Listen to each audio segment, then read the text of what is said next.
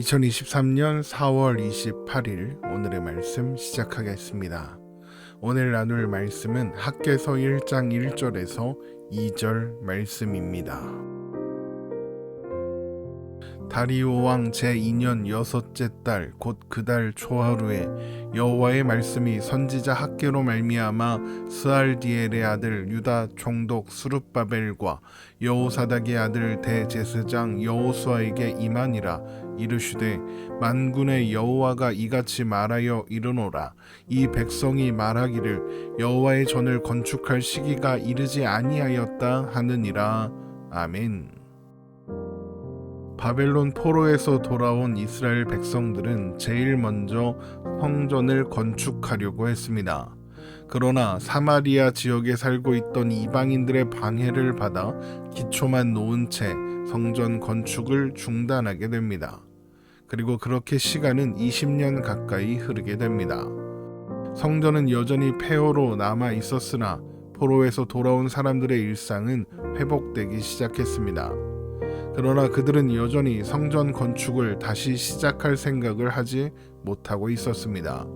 고향에 돌아왔으나 폐허로 변한 그곳에서 다시 삶을 시작한다는 것이 결코 쉬운 일이 아니었기 때문입니다. 농지를 다시 개간하여 곡식과 포도나무, 감람나무를 심었으나 수확량이 많지 않았고 그래서 넉넉한 삶은 생각할 수도 없었습니다.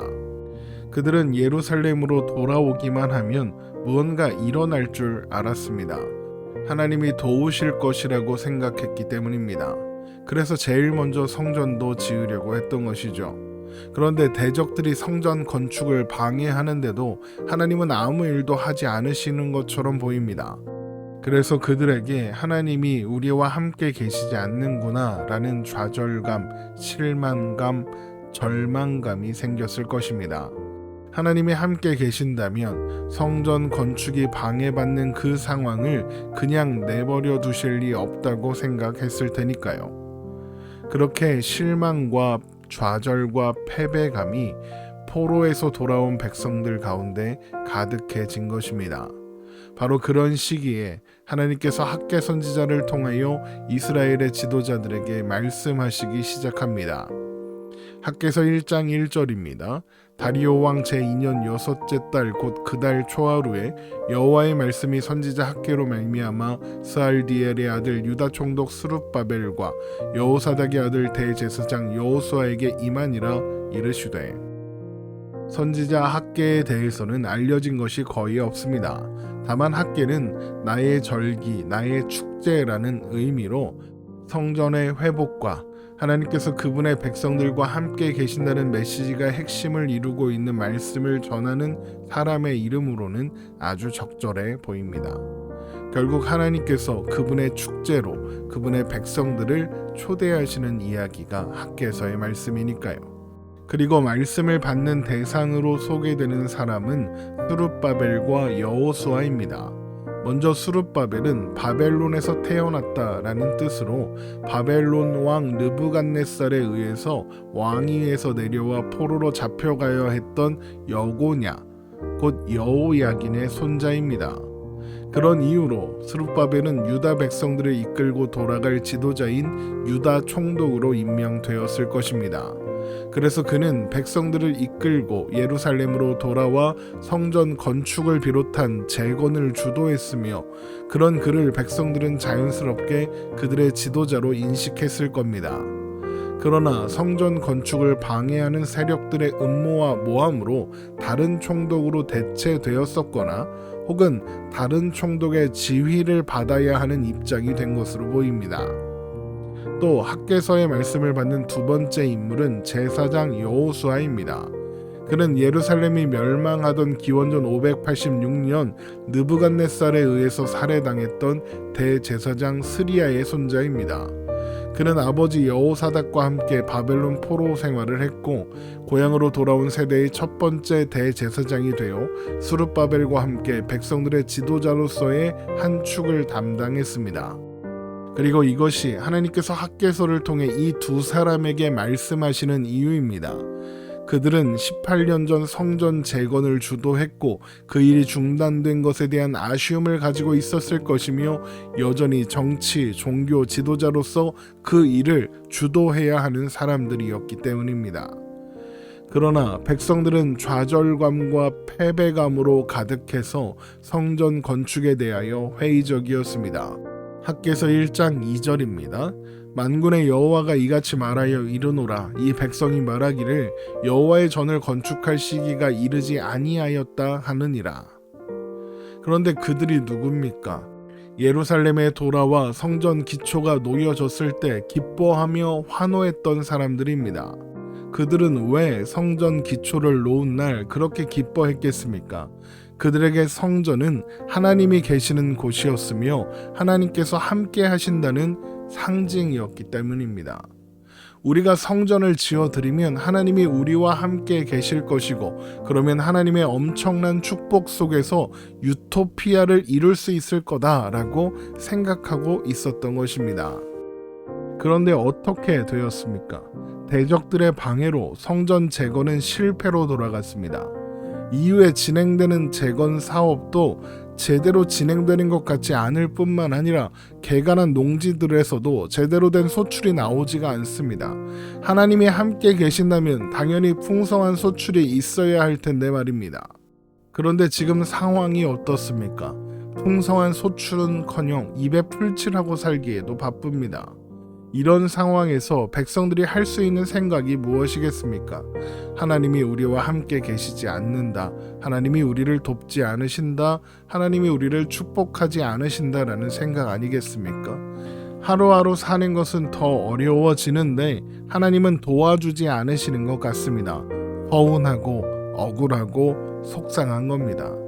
하나님께 실망한 거죠. 그런 상황에서 백성들의 입에서 성전을 건축할 시기가 아닌 것 같다는 말이 나오는 것은 어쩌면 당연한 것일지도 모르겠습니다. 자, 그렇다면 하나님은 왜 대적에 의하여 성전 재건이 중단되었는데도 가만히 계셨을까요? 하나님은 왜 그들이 돌아온 땅 가나안을 젖과 꿀이 흐르는 땅으로 바로 회복시켜 주지 않으신 걸까요? 왜 하나님은 20년 가까운 시간이 지나는 동안 침묵하고 계셨던 걸까요? 이 질문에 대한 대답은 이사야 55장 8절에서 9절로 할 수 있습니다.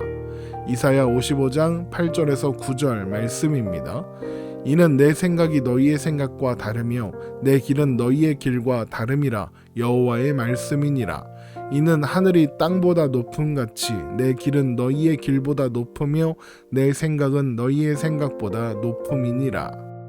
하나님의 생각은 사람의 생각보다 높습니다. 비교할 수 없을 만큼, 그래서 이해할 수 없을 만큼 높습니다. 먼저 하나님께서 포로 귀환 직후에 성전 재건이 방해받는 것을 그냥 내버려 두신 것은 그때는 성전을 지을 때가 아니었기 때문입니다. 성전의 기초를 놓았을 때 옛 성전을 본 적이 있는 원로들은 대성통곡하며 슬퍼했습니다. 에스라 3장 12절입니다. 제사장들과 레위 사람들과 나이 많은 족장들은 첫 성전을 보았으므로 이제 이 성전의 기초가 놓임을 보고 대성통곡하였으나 그들이 대성통곡하는 것은 이제 놓인 성전의 기초가 첫 성전의 그것에 비해 너무나도 초라했기 때문입니다. 그런데 기초마저 초라할 수밖에 없었던 이유는 무엇이겠습니까?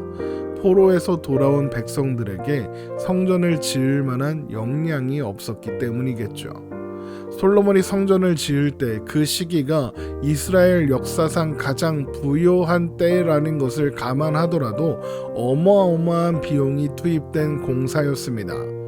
그랬던 성전을 재건하는 일입니다. 아무리 최소한으로 잡더라도 이제 막 포로에서 돌아온 백성들에게 감당하기 쉬운 일이 아닙니다. 게다가 그들을 포로에서 해방시켜준 페르시아는 강대국인 바벨론을 멸망시켰으나 아직 신생국입니다. 다른 제국들이 그랬던 것처럼 페르시아도 각지에서 일어나는 반란들로 정신이 없는 상황이었습니다. 그런 상황에서 성전을 재건하는 것은 반란을 일으킬 준비를 한다, 이런 오해를 사기에 충분했습니다. 대적들이 성전 재건을 중단시킨 명분도 바로 그것이었죠. 에스라 4장 16절입니다. 이제 감히 왕에게 아뢰오니 이 성읍이 중건되어 성곽이 준공되면 이로 말미암아 왕의 강 건너편 영지가 없어지리이다 하였더라. 자, 그런데 그럼에도 불구하고 백성들이 성전 건축을 강행했다면 어떻게 되었을까요?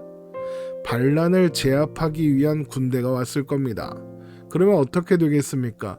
안 그래도 폐허였던 예루살렘이 더 폐허가 될 것이 뻔하죠. 그러니까 그때에는 대내적으로도 대외적으로도 성전을 재건하기에 좋은 시기가 아니었던 겁니다. 결국 하나님은 백성들을 보호하시기 위해서 성전 재건을 방해하는 음모를 그냥 내버려 두셨다 볼 수 있는 것이죠. 또한 우리가 열왕기의 말씀을 살펴보면서 확인하고 있는 것처럼 하나님은 성전이 필요하신 분이 아닙니다. 성전이 있어야 하나님이 그분의 백성들과 함께 하시고 성전이 없으면 함께 하시지 않으시나요? 당연히 그렇지 않습니다. 성전과는 상관없이 하나님은 그분의 백성들 가운데 계십니다.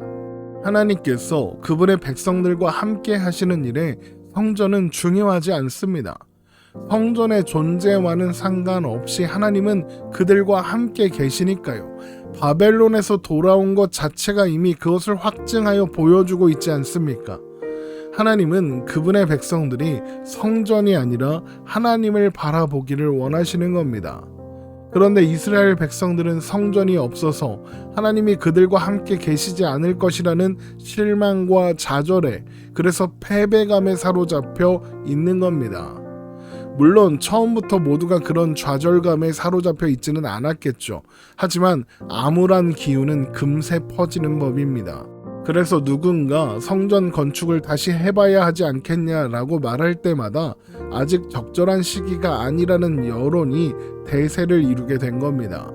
학개서 1장 2절 말씀을 다시 한번 읽어보겠습니다. 만군의 여호와가 이같이 말하여 이르노라. 이 백성이 말하기를 여호와의 전을 건축할 시기가 이르지 아니하였다 하느니라. 바로 그런 상황에서 하나님은 학개를 통해 성전을 재건하라 명령하시는 겁니다. 그러면 그때는 필요하지 않았던 성전이 지금 갑자기 필요해졌기 때문일까요? 아닙니다. 하나님께 성전이 필요 없다는 것은 변하지 않는 사실입니다. 그런데 하나님은 성전 건축을 명령하십니다. 그러면 그 이유가 무엇이겠습니까? 성전이 하나님이 아니라 백성들에게 필요하기 때문입니다. 하나님은 우리의 수준이 하나님의 생각과 뜻에 미치지 못하면 우리에게 맞춰주기도 하십니다. 이제 성전을 재건하라 명령하시는 이유도 마찬가지입니다. 백성들을 사로잡고 있는 실망과 열패감, 좌절과 절망을 위로할 방법이 성전이기 때문입니다. 하나님은 그들을 떠나신 적이 없는데 하나님이 함께 계시지 않는다고 생각하는 그들을 위하여 출애굽의 광야 시대에 불기둥과 구름기둥을 세우셨던 것처럼 성전을 세우라고 하시는 겁니다. 또한 그래서 성전이 완공되자 성전의 규모와 화려함은 중요하지 않다고, 성전의 유무와는 상관없이 나는 너희와 함께 있다, 이 말씀을 주시는 겁니다. 그래서 먼저 하나님은 성전 재건에 가장 적합한 때와 정황을 준비하시는 겁니다. 대내적으로는 폐허가 되었던 땅들이 회복되었고 백성들의 삶도 어느 정도는 안정되었으며 불탔던 산들의 나무가 제목으로 사용할 만큼 자라났습니다. 또 대외적으로는 페르시아의 정세가 안정되어 반란을 일으킨 적이 없는 종속국들, 예를 들면 이스라엘 같은 나라에, 이스라엘 같은 지역에 호의적인 태도로 대하기 시작했습니다. 옛 성전처럼 지을 만한 역량은 아니겠으나 성전을 짓고자 한다면 지을 수 있는 역량도 생겼고 대외적인 상황도 호의적으로 변한 겁니다. 하나님은 그렇게 모든 것을 준비해 놓으시고 이제 때가 이르렀으니 성전을 재건해도 된다 명령하시는 겁니다. 우리 또한 우리의 신앙 여정 속에서 비슷한 일들을 경험합니다. 원하는 일이 바라는 대로 진행되지 않고 어그러집니다. 그래서 내 뜻대로 되는 일이 하나도 없는 것 같죠. 그래서 하나님께 기도하지만 하나님은 침묵하시는 것 같고, 그래서 하나님이 함께 계시지 않는 것 같이 느껴지기도 합니다. 그러나 여러분, 하나님은 결코 우리를 홀로 내버려 두시는 법이 없으십니다. 우리가 하나님을 느끼지 못한다고 해서, 하나님의 인도하심이 확인되지 않는다고 해서 하나님이 부재하신 것은 아닙니다. 다만 우리의 생각이 하나님의 타이밍과 다를 뿐이죠. 그러므로 우리는 우리의 삶의 정황 때문에, 상황 때문에 좌절하거나 절망할 필요가 없습니다. 하나님의 시간표는 언제나 정확하게 실행됩니다. 하나님은 가장 적절한 때에 우리를 위로하시고 격려하시는 분이십니다. 그래서 우리를 향한 하나님의 계획을 틀림없이 이루게 하시는 분입니다. 성전을 지어야 하나님이 함께 계실 것이라고 생각했던 이스라엘 백성들이 성전의 유무와는 상관없이 하나님은 그들과 함께 계신다는 사실을 배워야 했던 것처럼, 우리들 또한 우리의 삶의 상황과는 상관없이 하나님은 언제나 우리와 함께 계시며 우리의 삶의 모든 걸음걸음들을 인도하신다는 사실, 우리는 다 이해할 수 없어도 하나님의 뜻은 언제나 옳으며 선하다는 사실을 배우고 기억하며 잊지 말아야 하겠습니다.